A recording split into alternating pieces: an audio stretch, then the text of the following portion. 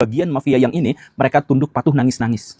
Itu mafia yang pertama yang ingin saya sebutkan. Kemudian ada mafia yang lain. Mafia ini bisa kita sebut sebagai mafia pilkada atau mafia pemilu.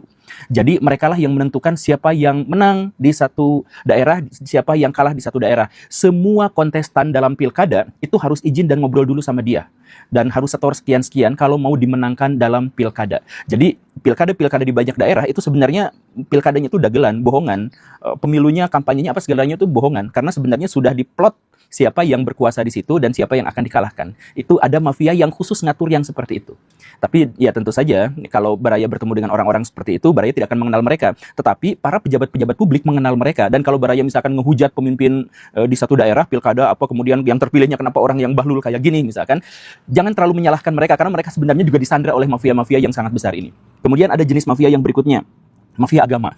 Mafia agama itu punya karakteristik sebagai berikut. Semua kejahatan dan dosa itu mereka lakukan. Membunuh, mereka lakukan. Mencabuli, memperkosa, mereka lakukan. Menutupi kejahatan, berkomplot. Kemudian korupsi, kolusi, bikin pungli, mereka semuanya melakukan itu. Bahkan kemudian mereka mengintimidasi dan mengancam orang-orang. Termasuk menciptakan sistem pendidikan yang merusak mental dan moral generasi bawahnya.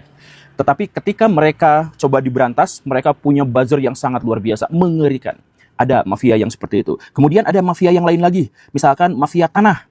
Nah, mafia tanah itu adalah mafia yang dalam tanda kutip bisa mengatur kepemilikan tanah. Jadi tambang ilegal, kemudian urusan properti dan sebagainya, itu biasanya ngobrolnya itu sama mereka. Dan mereka itu punya kekuasaan untuk menukar kepemilikan tanah. Jadi Baraya sudah punya sertifikat tanah misalkan. Tapi bisa aja mereka tuh ngambil dan mereka juga ternyata punya sertifikat tanah. Dan sertifikat tanah Baraya itu pas dikepadilankan ternyata menjadi tidak sah gitu. Nah, mereka tuh punya kemampuan untuk itu dan tanah yang mereka kuasai itu besar banget Baraya. Mereka bisa mengusir satu desa sekaligus.